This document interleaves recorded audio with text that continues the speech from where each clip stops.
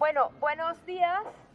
Una vez más, este domingo de Economía en el Retiro, por la Asamblea de Economía del 15M, y hemos invitado hoy a Daniel Vila.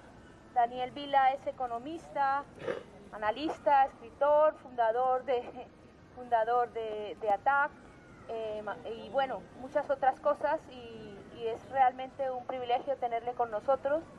Y, en fin, vamos a dar paso a una charla que se llama La competitividad como estrategia del capitalismo, el caso europeo. Es un trabajo que Daniel está adelantando y que nos va a privilegiar con esta primicia, que es contarnos lo que está pensando sobre este tema. Sí, hola, buenos días.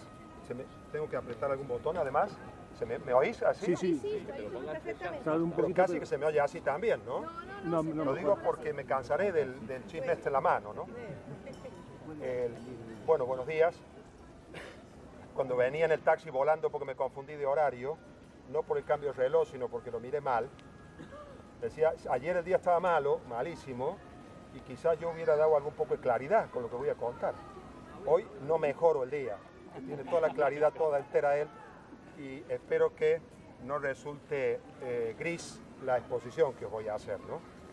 El motivo por el que hago esta pequeña excusa es porque es un tema que yo estoy trabajando, no solo, porque hoy nadie puede ni debe trabajar solo, trabajando en contacto con la organización a la que pertenezco, que es ATAC, en contacto con las manifestaciones que hay en la calle, porque como dice Tony Negri, si no se oye la lucha no se entiende nada, y también estoy dedicando tiempo a trabajar solo, desde una experiencia personal no académica, lo que supone importantes limitaciones para lo que puedo contar, ¿no? De todas maneras, la primera sorpresa que he tenido al proponer, conversando con Liliana, lo de venir hoy, al proponer el título de lo que hoy podía yo introducir, la primera sorpresa es que resulta como atractivo. Nos resulta como atractivo el que el tema de conversación pudiera ser la competitividad.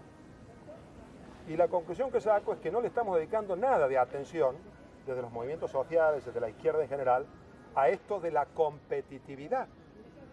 Y me parece que eso supone costes políticos importantes, fundamentalmente para nosotros que vivimos en el marco de lo que es la construcción europea. En ese sentido, pues espero que lo que hoy podamos conversar nos ayude, y me ayude a mí con total seguridad, a aclarar un poco más por dónde hay que hincarle el diente a esto de la competitividad, con la intención de poder definir claramente las estrategias que nos permitan enfrentarnos al modelo de construcción europea y tener una alternativa social real, que en definitiva es, creo, el objetivo común que podemos tener todos nosotros. Liliana se corrigió al leer el título, al decir el título de memoria, y dijo la competitividad como estrategia del capital, y añadió del capitalismo, y aprovecho esa corrección de Liliana para hacer alguna precisión sobre el título mismo, ¿no? Porque al utilizar la expresión estrategia del capital se me ve el plumero de cierta formación analítica marxista, que le adjudica al capital una existencia subjetiva, por decirlo así, ¿no? Y que no le pone nombres y apellidos de banqueros, sino que lo identifica como un proceso social activo que marca objetiva y materialmente nuestra existencia, ¿no?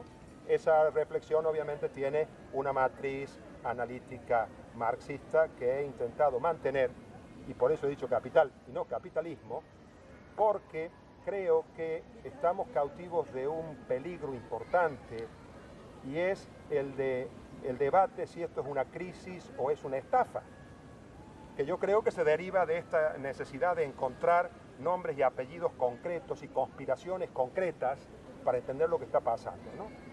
Mi exposición reniega de una concepción conspirativa de la historia. Reniega radicalmente, aunque como las meigas, a ver las haylas, ¿no? Si conspiraciones hay, pero no me parece que sea la manera de entender nada. Y cuando decimos esto es una estafa, creo que estamos cargando demasiado las tintas sobre la idea de que esto se planificó, se planeó, y es la etapa número 17 de un proceso que se inició premeditadamente, no se sabe cuándo, ¿no? En mi opinión, la crisis les ha venido a ver también a ellos, es decir, es una crisis del capital que el propio capital transforma en una estafa para poder hacernosla pagar a nosotros. Y por lo tanto la estafa es una segunda etapa de la crisis y es el instrumento que están usando para salir de la crisis. En ese sentido considero inútil el debate sobre si es crisis o es estafa, porque es una crisis convertida en estafa. Y con esto quiero subrayar el hecho de que al ser crisis hay algo que no les está funcionando y que los enfrenta también entre ellos, las finanzas con la industria, estados nacionales entre sí y demás. Si no tomamos este enfoque, me parece que podríamos no entender, por ejemplo, por señalar una anécdota, el significado que tiene lo que Assange y Snowden están haciendo hoy con esto de Wikileaks y con esto del espionaje entre países. Porque es curioso que toda la denuncia que tanto Assange como Snowden han hecho, o al menos han aparecido en los medios hasta ahora, siempre implica y solo implica a los estados, a los gobiernos, a la política. No ha aparecido un solo correo que se haya mandado la Coca-Cola con la JP Morgan. Y se deben de mandar abundantes correos entre ellos. Es decir, todavía está vetado el que aparezcan las relaciones de poder que se establecen entre las grandes corporaciones. Assange amenazó con sacar los papeles de JP Morgan y todavía no los ha sacado. Y Snowden era empleado a sueldo de una empresa privada cuyo propietario es el fondo Carlyle. Con lo cual, Carlyle tenía todos estos datos antes de que Snowden nos lo cuente a nosotros. El esquema de enfocar la cuestión desde la competitividad, en mi opinión, nos permite hacer algo que estamos subestimando, que es analizar el papel de las grandes corporaciones. Entiendo que la competitividad es un diseño estratégico que favorece a las grandes corporaciones globales. Y por lo tanto, eso es materia innegociable del capitalismo actual. ¿Qué hacemos con ello? Si es innegociable, es un interrogante político importante. Subrayo esto para hacer énfasis en algo que voy a desarrollar a continuación, que es la importancia de la empresa, de la figura de la empresa y de la gran corporación en todo este proceso. El hecho de que haya situado este análisis en el marco del caso europeo es por acotarlo, por ceñirlo políticamente, porque habría que analizarlo globalmente al fenómeno, pero soy incapaz de hacerlo globalmente en primer lugar, y en segundo lugar creo que si nos constreñimos a la experiencia de la construcción europea, podemos sacar más conclusiones políticas en el corto plazo, digámoslo así, ¿no?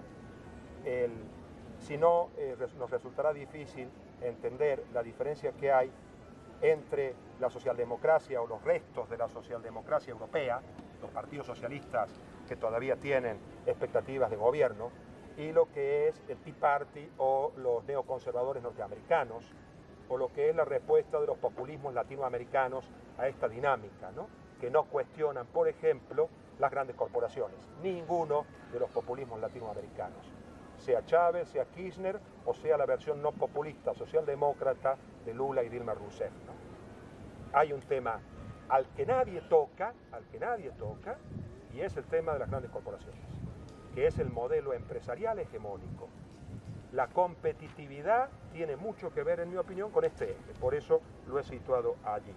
Y por último, también hablar de la competitividad nos tiene que permitir, y esto perdonadme si es demasiado larga la introducción, me lo decís, me hacéis un cruce de brazos y voy acortando el recorrido, también nos va a permitir, creo yo, interpretar un poquito mejor el neoliberalismo como una evolución del propio liberalismo, una actualización feroz del liberalismo, y en qué es distinto, en qué es profundamente distinto, y que, por ejemplo, nos debe de permitir entender algo que no entendemos, y es que es un liberalismo intervencionista, y entonces creemos que se contradicen cuando gobiernan intervencionistamente, cuando en realidad forma parte del proyecto.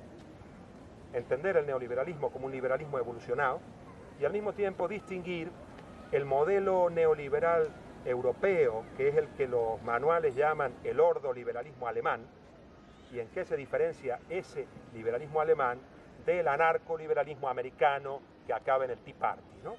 Es decir, para poder entender las coincidencias y las contradicciones que hay entre ambas formas de liberalismo, y eso tiene traducción política y permite entender a la socialdemocracia alemana o a los verdes alemanes mejor, el entrar por el lado de la competitividad debiera de servirnos si yo soy capaz de transmitiros esa línea de análisis, ¿no?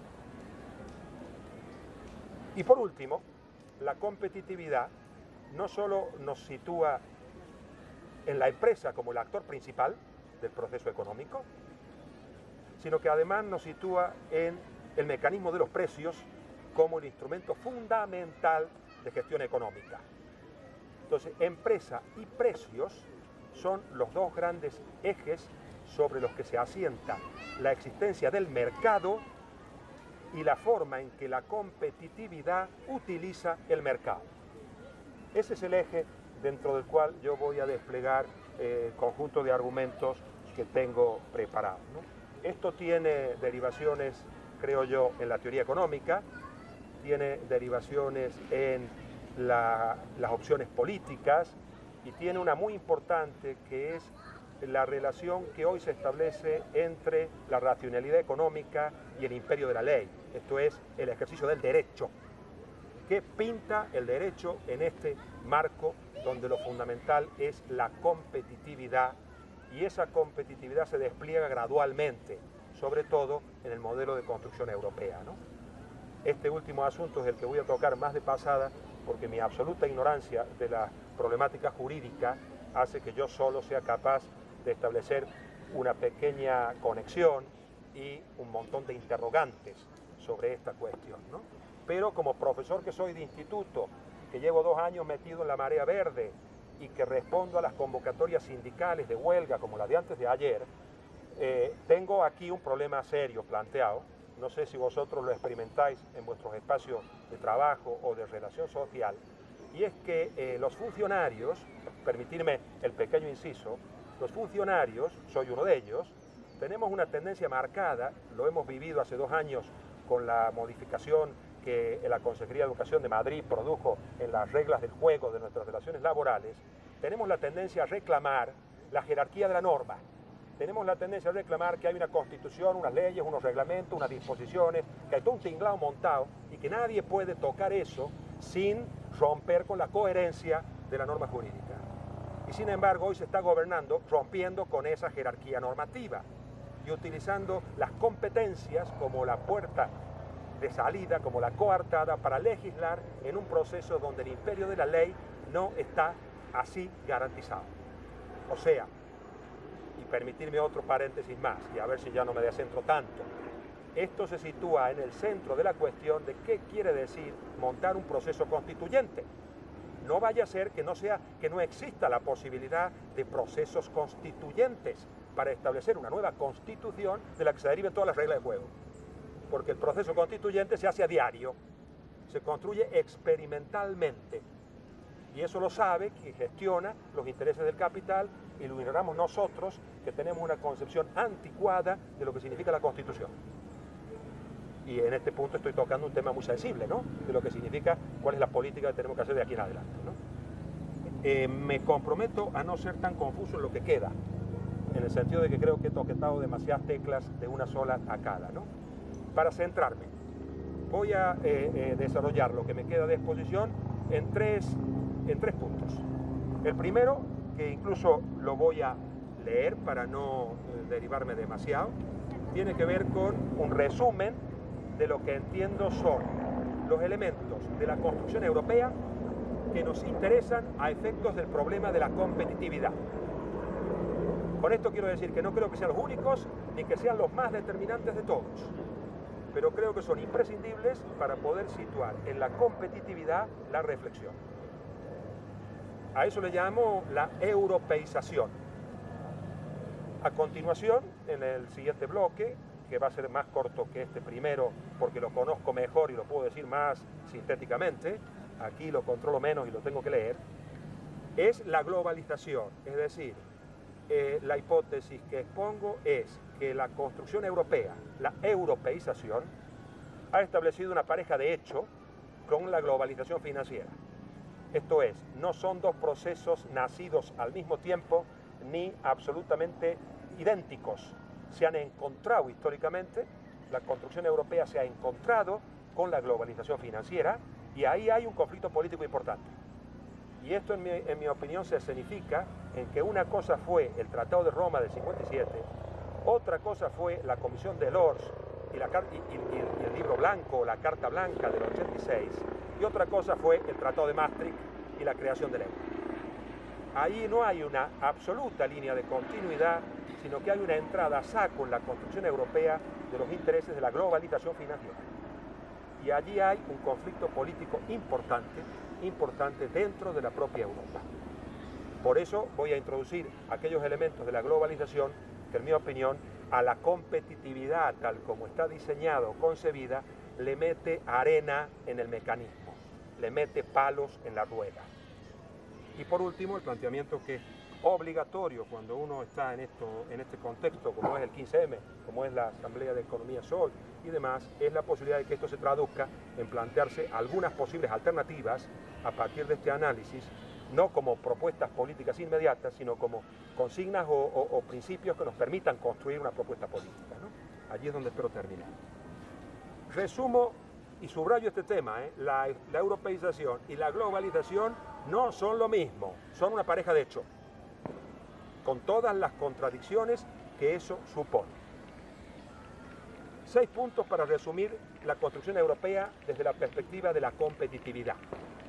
Primero, se pasa de la economía política liberal a la teoría económica neoliberal.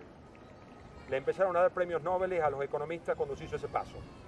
Cuando la economía perdió su componente de economía política, que venía desde los clásicos, pasando por Marx hasta Keynes, y cuando se transformó en teoría económica, que es lo que se enseña en las universidades hoy y en las escuelas de negocios hoy, y se hizo teoría económica neoliberal, la empezaron a reconocer como ciencia y le empezaron a dar premios Nobel. Y cada vez más premios Nobel, cuanto más matematizada y más operativa para el cálculo esté. El último se lo han dado a un matemático, no a un economista, y luego lo han repartido entre dos economistas que dicen exactamente lo contrario, ¿no? Con lo cual es un tema interesante de hacer esa correspondencia. En segundo lugar, se produce un paso del mercado bajo vigilancia del Estado, que es a lo que estábamos acostumbrados en lo que llamamos economía social de mercado, es decir, el mercado es un instrumento imprescindible, el mercado es un instrumento eficiente, el mercado es muy útil, pero tiene fallos. Y lo que tiene que hacer el Estado es intervenir en el mercado para intentar solventar esos fallos que tenemos identificados. Esa es la manera de proceder del estado de bienestar y es la manera de proceder del keynesianismo. Ese es el planteamiento fundamental. El mercado tiene fallos y el Estado interviene para subsanarlos. Ese es el proyecto de la economía política liberal. En cambio, el proyecto neoliberal invierte los términos de la cuestión y pone al Estado bajo vigilancia de los mercados. Y eso, que no es un juego de palabras, es lo que nosotros llamamos nos gobiernan los mercados. Pero es una decisión expresa del proceso el que ahora sea el mercado quien vigile al Estado. Y en vez de identificar los fallos del mercado, que no tiene ninguno, lo que hay que identificar son los fallos de la regulación estatal, que tiene toneladas de fallos. Y esa es la inversión del discurso político y de la forma de gobernar en la que hoy estamos metidos.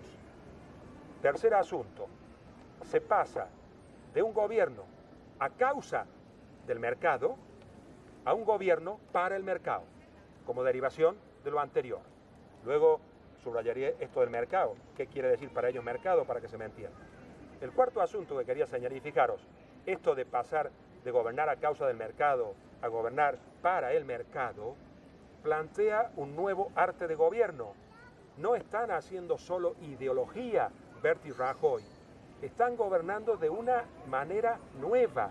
Rajoy es el mejor presidente que podríamos tener para este proceso. Su ambigüedad, sus vacilaciones, su carácter son absolutamente funcionales. tiene que ser un gobierno acomodaticio a las condiciones que le ponen los mercados.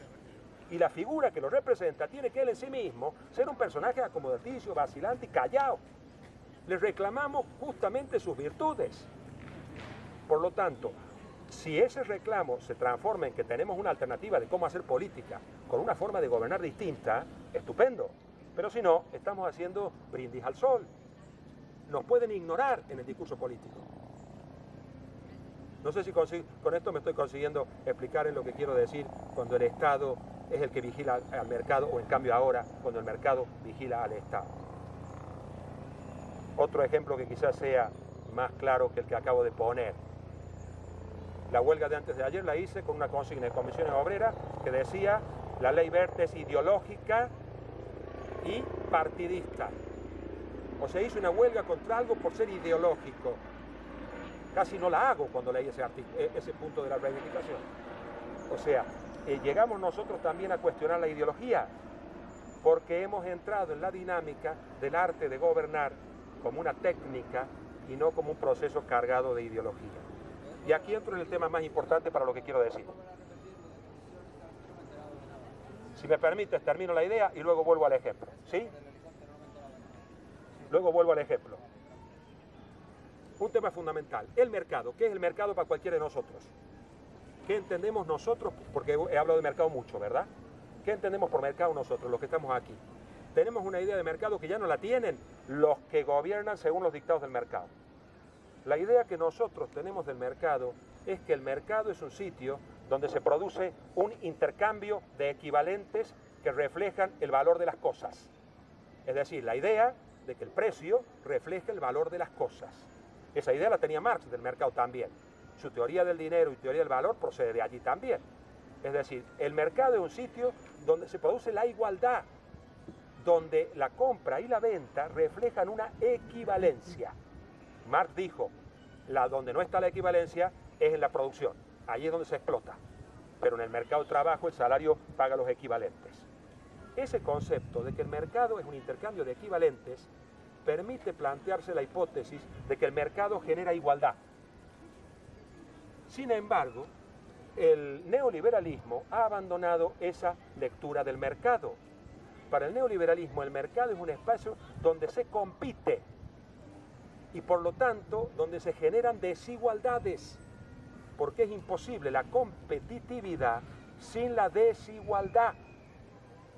Y por lo tanto asumen de principio que el proceso económico genera desigualdades y que la racionalidad económica es tal si produce desigualdades, porque el progreso económico, el crecimiento económico, el desarrollo económico, la innovación, solo son posibles desde esa dinámica de desigualdad, no desde la pretensión de que el mercado iguala.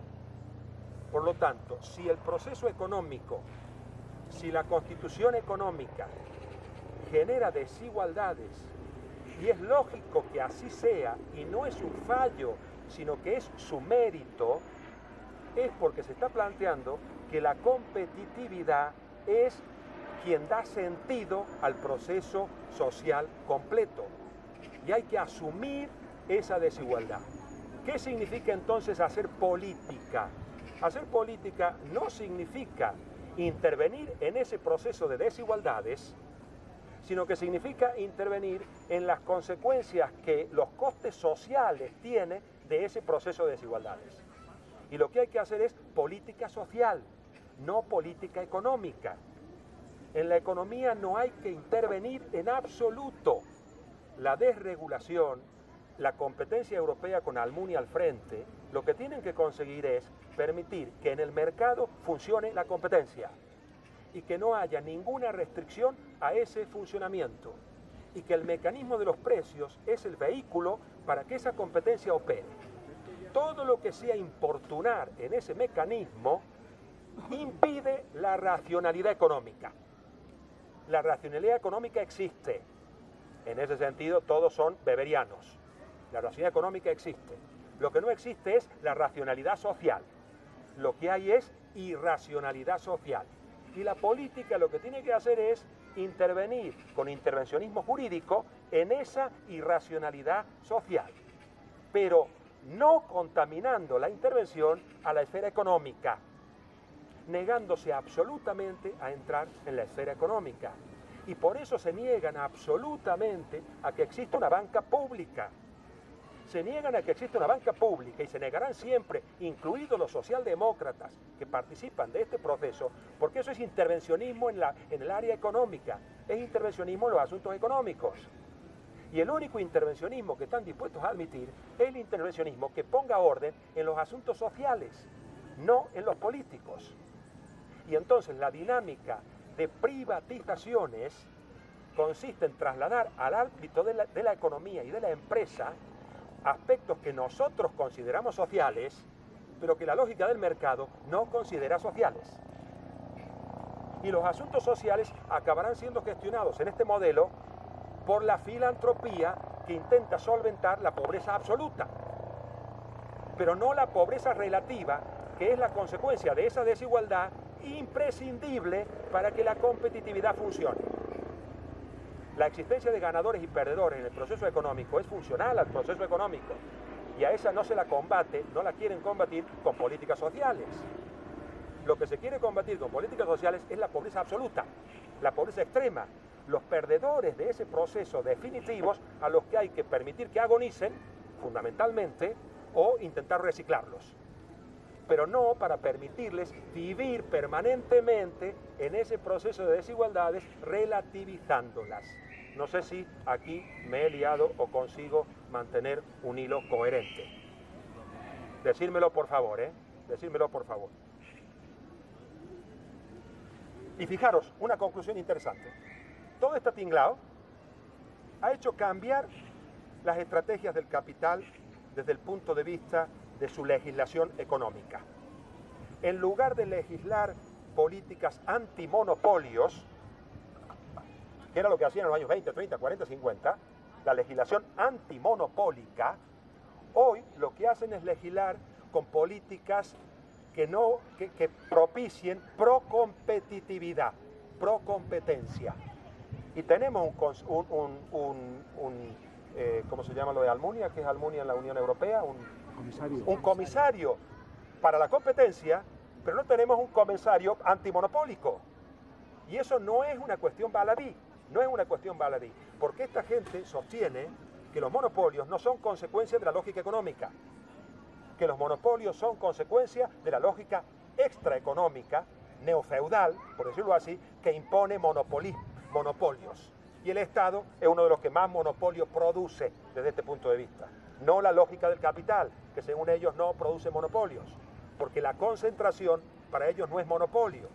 Y les ha venido a ver la Virgen con la globalización, porque estamos viendo monumentales empresas, monstruosas empresas por tamaño, que no se consideran monopolio porque se las mira en el ámbito del planeta Tierra. Ahora, claro, con lo cual pueden descargarse del peso de que Telefónica sea un monopolio, porque no miran Telefónica en España, ni siquiera Telefónica en Europa, sino que están mirando las 20 o 30 o 40 grandes corporaciones de telecomunicaciones a nivel planetario. Con lo cual, desde el punto de vista ideológico, nuestro argumento del monopolio, por ejemplo, tiene que revisar esta perspectiva. En lo global, los monopolios tienen otra escala. Y lo que están haciendo, sí, en cambio, es generar medidas que favorezcan la competitividad. ¿Y qué significa favorecer la competitividad? En muchos órdenes, en muchísimos órdenes. Significa, en primer lugar, transformar toda forma de organización social en una empresa. Porque para que opere la competitividad hace falta el sujeto de empresa. Nos están empresarianizándonos. Hay una palabrita más cómoda para decir, no tan complicada, ¿no? Nos están queriendo transformar en emprendedores. Es decir, ¿qué significa la estrategia ideológica de que seamos emprendedores? Significa que nos transformemos en hombres de negocios de nosotros mismos. Es decir, que funcionemos como una empresa individual, con la lógica del cálculo económico y de la racionalidad económica de la empresa. O sea, que el proyecto arranca ahí, que es el gran proyecto de la teoría económica neoliberal, que en Estados Unidos empieza con Gary Becker y continúa hasta el día de hoy con un nombre propio, que es la teoría del capital humano, expresión que irresponsable e inconscientemente compraron los sindicatos de clase hace ya años. Y también dicen que el trabajador tiene que adquirir o tiene capital humano, o se dan cursillos de adquisición de capital humano. El concepto de capital humano es que el individuo opere como capital, y si no, que alguien me traduzca el significado de las dos palabras. ¿Qué quiere decir esto? Que nosotros operemos como hombres de negocio de nosotros mismos. ¿Y esto en qué se traduce? En que tenemos que tomar decisiones en base a precios, porque el cálculo económico de la racionalidad empresarial requiere precios. Sin precios no opera. Y entonces nos tienen que apartar de todos los ámbitos en donde funcionamos sin precio. Por ejemplo, las becas o los préstamos bancarios para estudiar. La beca es una manera de gestionar decisiones personales estratégicas fuera del mercado, fuera del comportamiento empresarial, fuera de los precios. Si a mí me quitan las becas y el sistema financiero me da préstamos, me ha metido de lleno en la lógica de que yo tengo que gestionar empresarialmente mis decisiones de estudio. Y los fracasos y los éxitos de esa decisión se van a cancelar económicamente. Tendré que indemnizar a quien proceda de mis fracasos. Los créditos se devuelven, las becas no.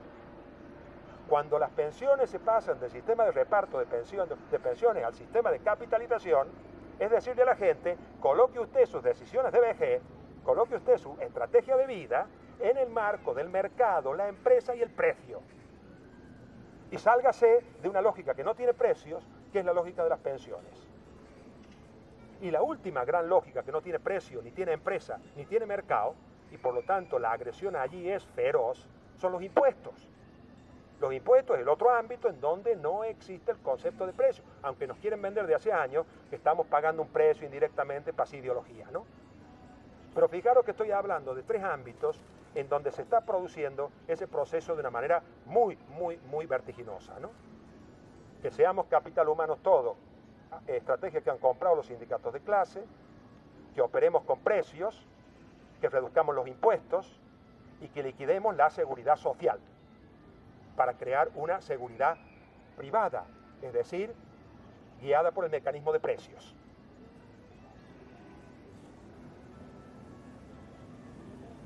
En ese sentido, fijaros,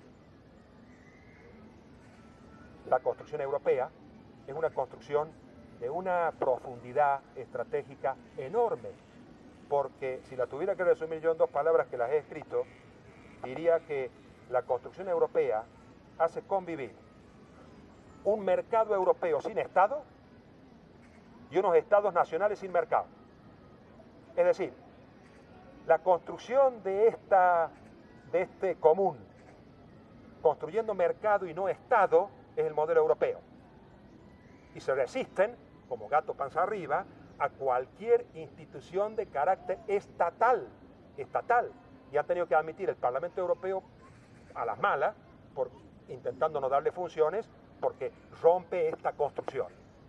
Pero al mismo tiempo a los Estados nacionales le adjudican, aún sí, la tarea de regular este proceso de privatización, de regulación, de fiscalización, construcción de la competencia, gestionando internamente, políticamente, las correlaciones de fuerza que permitan, en un proceso largo, desmontar en cada Estado nacional la antigua construcción del Estado de bienestar, de lo que los católicos han llamado siempre Estado social de mercado, ¿no?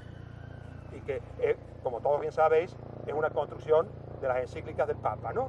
El Estado social de mercado es la respuesta del catolicismo al ultraliberalismo y al modelo estatalista soviético, ¿no?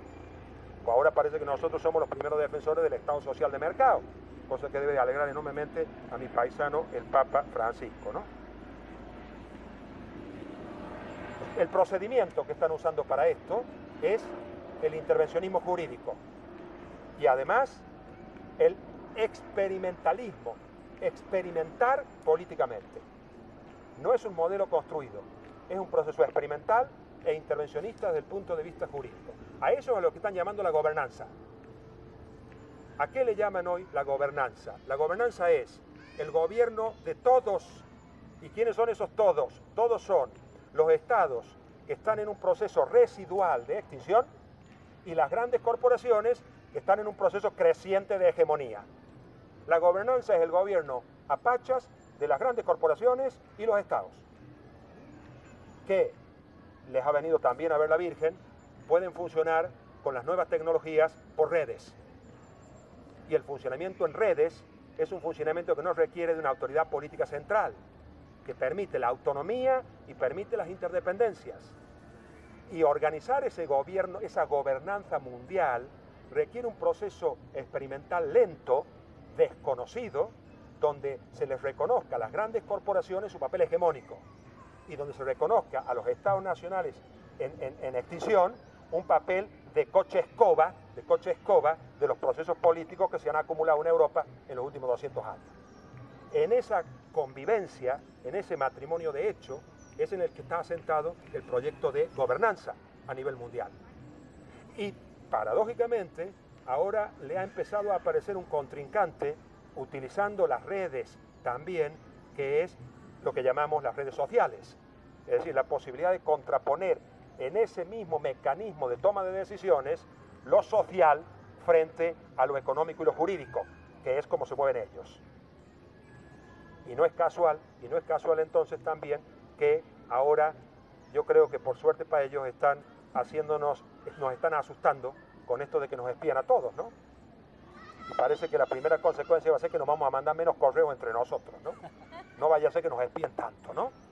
Primera, digamos, derivada secundaria de esto de Snowden y compañía, ¿no? No sé si he conseguido centrar el asunto para terminar este apartado en tres cosas. La competitividad es una nueva forma de entender el mercado, donde el mercado no es un espacio de igualdad, sino de desigualdad. La competitividad coloca como el actor principal de lo económico y lo jurídico y lo político a la empresa. Y la competitividad requiere del mecanismo de precios como el instrumento fundamental para que opere la racionalidad del cálculo económico. Eso es innegociable, en mi opinión, por parte de quienes dirigen este proceso. Enfrentarse a la globalización, enfrentarse a la construcción europea, exige dar una respuesta a esto, o exige encontrar una manera de meterse en ello, hacernos todos empresa efectivamente, o participar todos de la dinámica del cálculo de precios, o entrar en una dinámica competitiva y admitir la desigualdad, para poder luego transformar ese proceso en otras direcciones. La posición reformista, por decirlo de alguna manera, ¿no? Pero yo creo que si no reconocemos la importancia que estos tres puntos tienen, la importancia crítica, vamos a estar planteando propuestas que van a errar el tiro, Yo tengo que saber, cuando defiendo la banca pública, que el Partido Socialista Obrero Español no va a apoyar nunca la banca pública. Lo tengo que saber. Eso no quiere decir que no siga defendiendo la banca pública, pero lo tengo que saber. Porque el gran problema, fijaros la anécdota, ¿sabéis lo que ocurriría en Europa si se permitiera una banca pública en la que estamos todos pensando, o por lo menos creo yo, unos cuantos? No la dejarían funcionar las normas de la competencia. Una empresa pública de nuevo cuño hoy no puede funcionar con las normas de la competencia, porque esas normas dicen que hay que dar un trato igual a todas las empresas, sean públicas o privadas. Y el Estado, por ejemplo, no puede decir entonces, yo voy a usar el banco público para pagar el sueldo de los funcionarios. Tiene que hacer una subasta, se tienen que presentar todos los bancos y el que gane la subasta, según las reglas de juego que se han establecido en el contrato, se lleva la nómina de los funcionarios.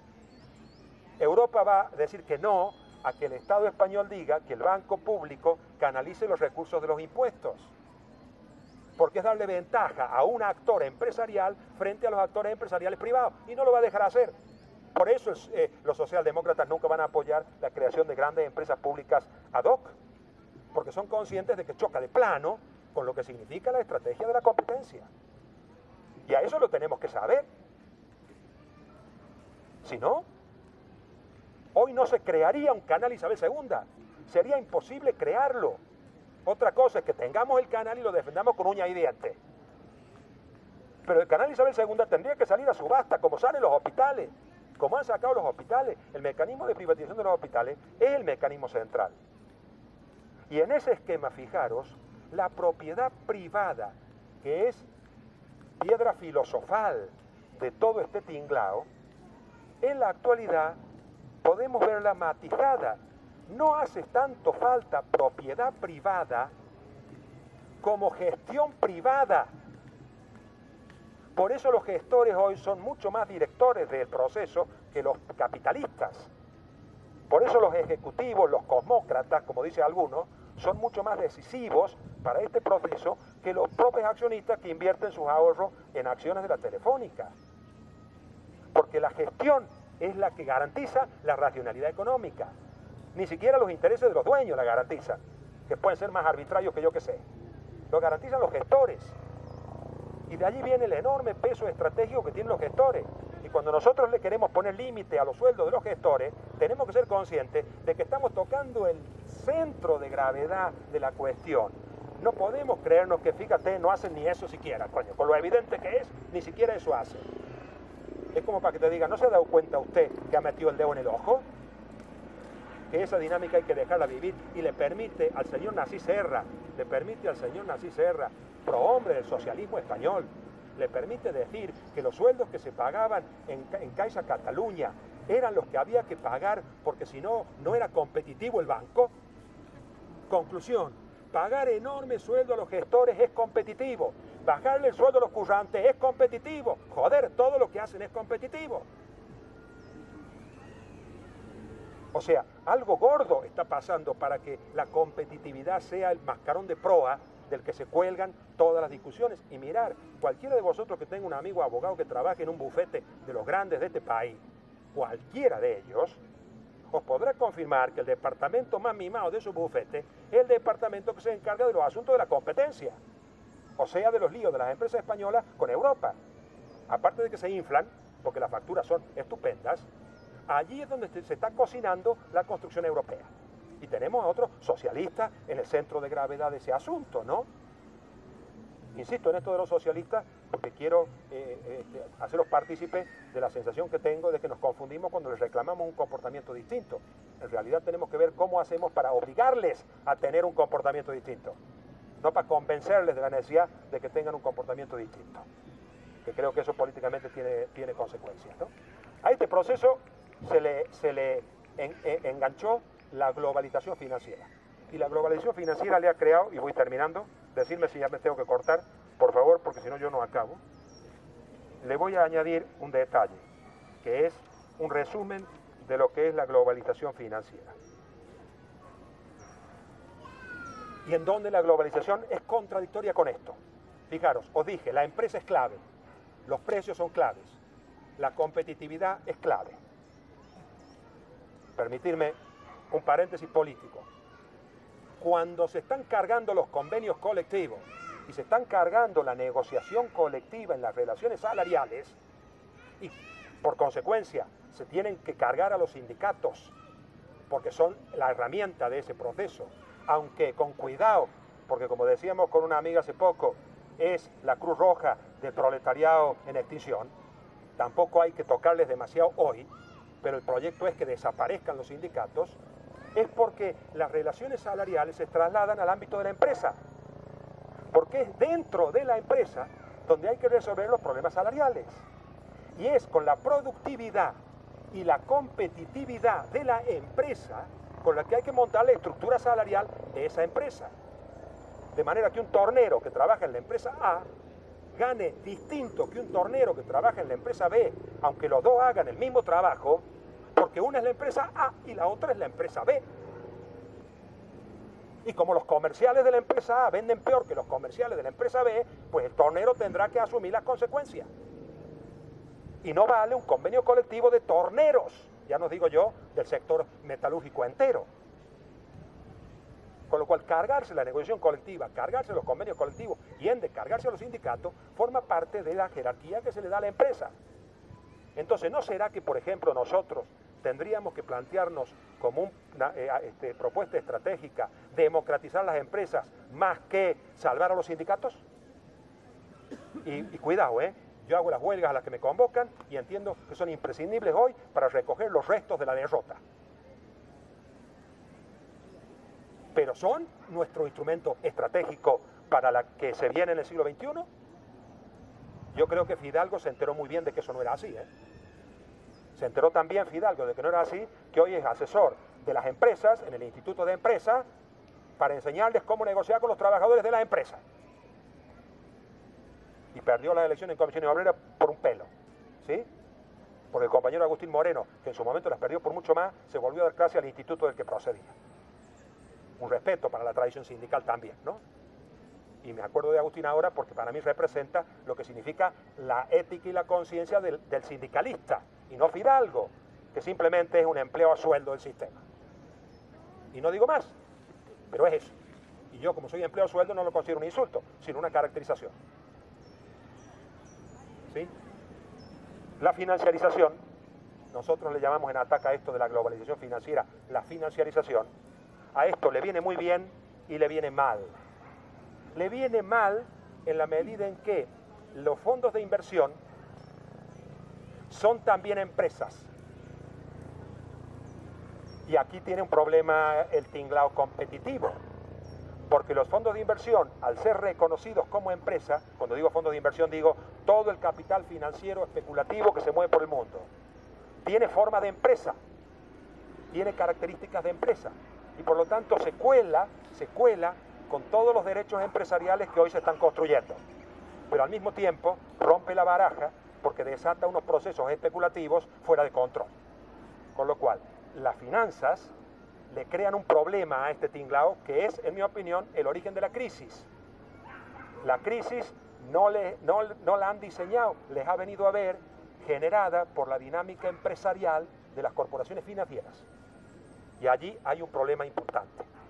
La segunda cuestión que la financiarización le crea como problema a este proceso es que coloca a un precio, un solo precio, como el precio estratégico, como el anclaje de todo lo demás. Y perdonar, si hay un solo precio que pone firme a todos los demás precios, el mecanismo de mercado tiene un problema, ¿no? Porque se supone que es de muchos precios funcionando inconscientemente, ¿no? El tipo de interés. El tipo de interés es el precio estratégico del capitalismo financiero de hoy. No solo porque nos fríen con la prima de riesgo, que es una manera de usar el tipo de interés como la policía global. Yo medio en serio digo que el tipo de interés ha asumido las tres funciones republicanas de la política, ¿no? El poder ejecutivo, el legislativo y el judicial. Los tres juntos son el tipo de interés hoy. Y los otros tres ahora bailan la conga al ritmo de ese. Y legislan, hacen política y te condenan en función de las necesidades de este, que ha sintetizado los tres. Hoy el poder está en la bolsa, no en el Parlamento y la Moncloa y el Tribunal Supremo juntos. ¿En qué sentido? En que el tipo de interés es capaz de determinar, por la racionalidad económica que implica, las conductas de la política. Y la política tiene que ser funcional a esa lógica. Y perdonarme que insista en ello, pero en España tenemos el ejemplo más flagrante de toda Europa para mostrar esta irrupción del tipo de interés en la política. La reforma del artículo 135 de la Constitución. Es que lo tenemos más claro que el agua. Ha puesto a la política de rodilla la prima de riesgo. Y la prima de riesgo no es más que un plus del tipo de interés. Con lo cual, el tipo de interés crea un problema porque genera una condensación de poder en el mecanismo de los precios que está fuera de control de las empresas industriales, está fuera de control de las pymes, está fuera de control de lo que llamamos la economía real, digámoslo así, ¿no? Y ese es un problema que la construcción europea y la competitividad tiene con la irrupción de la globalización financiera. Yo, si los papeles no se me terminan volando todos, voy a terminar. Segundo efecto de la financiarización. La financiarización no hace desaparecer la industrialización. El capitalismo del siglo XIX y mitad del XX no la hace desaparecer. No vamos a ser todos empleados de banca o ahorradores y rentistas. Pero sin embargo, lo que sí hace la financiarización es subsumir a la industrialización dentro. Es decir, hoy todas las empresas a partir de un determinado tamaño están regidas por una lógica financiera. Aunque fabriquen coches, aunque hagan caramelo o juguetes, la lógica financiera marca las decisiones empresariales, como nunca las ha marcado antes. Y siguen siendo empresas industriales, no bancos, pero operan financiarizadas, es decir, con un concepto que choca de plano con una competitividad racional, que es la rentabilidad. Fijaros el detalle, la productividad, que la tenemos en la Constitución española escrita con su propia palabra, es la única del mundo que dice defensa de la productividad, la Constitución nuestra. La productividad está dentro de las empresas, por tanto no entra en conflicto con la competitividad.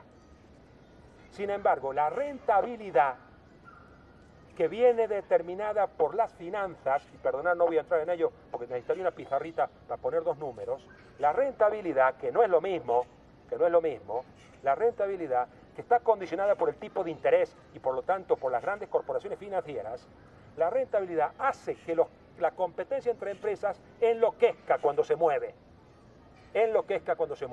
Y ahí hay un problema. Importante. Mirad, el concepto de rentabilidad, sabéis que todas las veces que en economía aparece productividad, rentabilidad, competitividad, siempre que aparece lividad al final, que no sé cómo se llaman esas palabras en lengua, tienen un nombre, ¿no? Esas palabras tienen, no sé cómo se llaman, las que terminan lividad, todas. ¿Cómo? No, el sufijo es lo que le pone detrás, pero la palabra entera, no sé si es la cualidad de la cosa, no sé cómo se llama eso, ¿no? Pero bueno, todas esas palabras en economía son quebrados, son cocientes, son fracciones, todas. Cuando uno ve esa palabra, hay un quebrado detrás. Cuando ve productividad, hay producto partido de esfuerzo, trabajadores. 10 unidades por hora, productividad. Cuando uno ve rentabilidad, dice beneficio por entre capital aportado, 20% de rentabilidad del dinero que he puesto. Cuando uno dice competitividad, en cambio, el único quebrado que arriba y abajo tiene actores distintos, tiene dos empresas diferentes. Y se es competitivo respecto de otra empresa, no al interior de la propia empresa. Por lo tanto, la competitividad es una lucha salvaje donde nunca se llega a ser lo suficientemente competitivo. Porque siempre hay otro que está en la carrera de la competitividad. Y si esa carrera la vemos en la deslocalización, estamos viendo un ejemplo, ¿verdad? La deslocalización es, vamos a por menos costes para ser competitivos.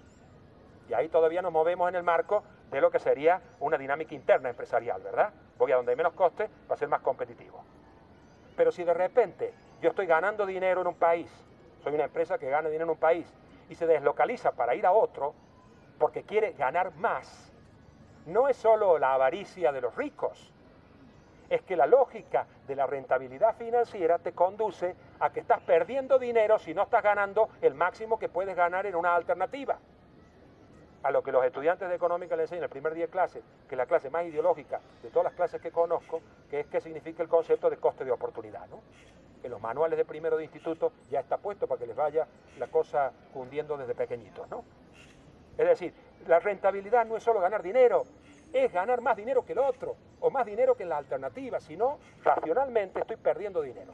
Esa lógica financiera de la rentabilidad impregna las decisiones de productividad y de competitividad internas.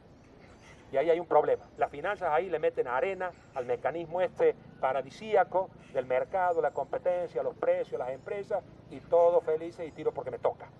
Y los que por la razón que sea han perdido, ya les vamos a dar un apoyo para que se extingan.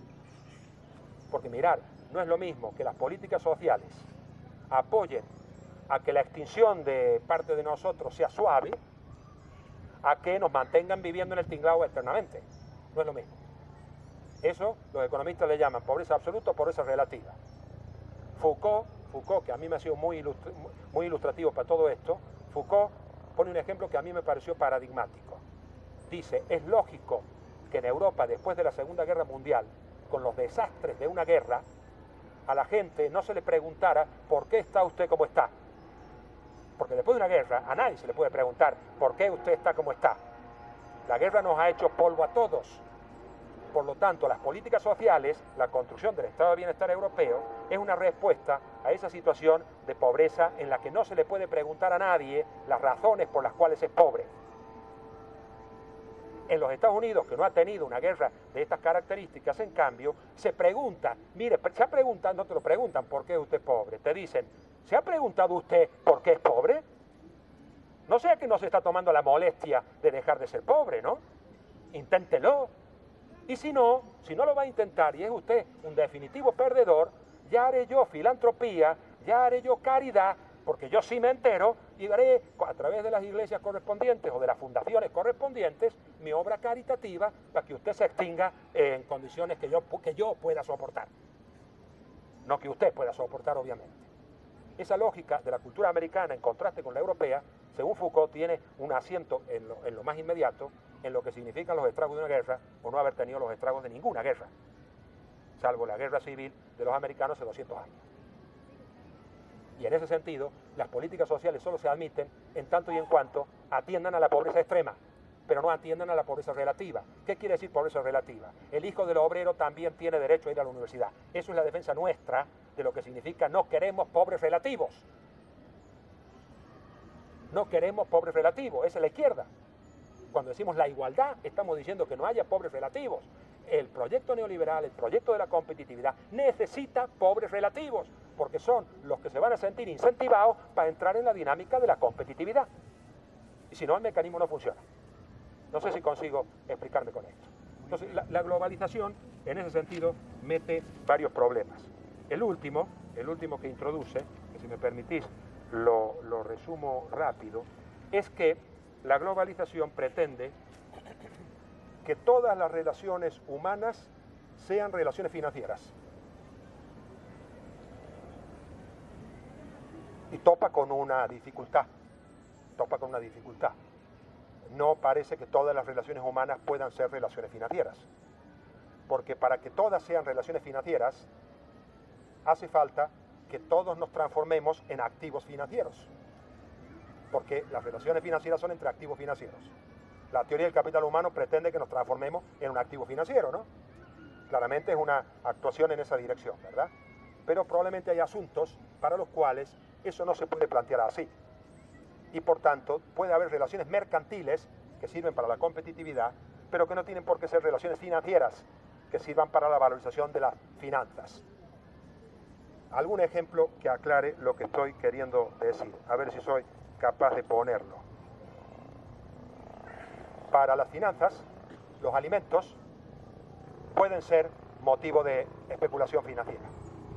Los derivados de materias primas son un ámbito en el cual es posible transformar el trigo en un activo financiero y, por tanto, establecer relaciones financieras de compra y venta del trigo. Nosotros planteamos, la ciudadanía, la sociedad, la gente plantea que la comida debe estar garantizada, ¿sí? Por lo tanto, si la comida debe estar garantizada, probablemente no deba de entrar en esa lógica de los derivados, aunque admitimos que se compran y vendan los productos alimenticios, pero no su entrada en la lógica financiera. Y desde hace tiempo venimos buscando, y yo creo que esa es una línea de trabajo, venimos buscando desesperadamente encontrar lo que llamamos los bienes comunes. ¿Qué queremos decir cuando queremos reivindicar los bienes comunes? Queremos decir, de esto no se toca, esto no se mercantiliza, esto no se financiariza, esto no va a tener un precio, esto no va a tener una empresa que lo gestione. Y estamos buscando identificar aquello que llamamos los bienes comunes. Los bienes comunes es aquello que la sociedad va a gestionar autónomamente con mecanismos políticos de gestión de esos bienes comunes. Esta es una batalla que yo creo que empieza a dar respuesta a esta historia. ¿Hasta dónde conseguimos ganar espacio para los bienes comunes? Es terreno que le hemos ganado a la competitividad y a la lógica del capitalismo financiero actual. Y en ese sentido, fijaros, un gran debate es ¿cuál es la lista de los bienes comunes mínima, que nos va a tener a todos en la primera línea de combate? Porque cuando hayamos definido esa línea, la pregunta siguiente es si no van a ser la empresa ni los precios los que se van a encargar de regular esos asuntos, porque la competitividad allí es perjudicial, ¿cómo garantizamos el abastecimiento? Y allí reaparece la fiscalidad. Allí reaparece la imprescindible necesidad de los impuestos como mecanismo de reasignación de recursos para satisfacer los bienes comunes. Y con bienes comunes incluye también determinados servicios públicos, ¿verdad?, que llamamos servicios públicos. Porque luego hay bienes comunes que hay que garantizárselos a todos, pero que no nos negamos a cierta provisión privada, de hacer la sanidad o la educación, por ejemplo, ¿no? Sin embargo, un asunto que probablemente sea clave, y es el que revienta la lógica de competitividad, globalización financiera, es que digamos que el dinero es un bien común. Y que por lo tanto la gestión total del dinero tiene que estar fuera de la lógica de mercado. Porque el dinero es demasiado peligroso para dejarlo en manos de los financistas, como decían aquellos de la guerra, ¿no? Entonces, ¿cuánta energía política hace falta?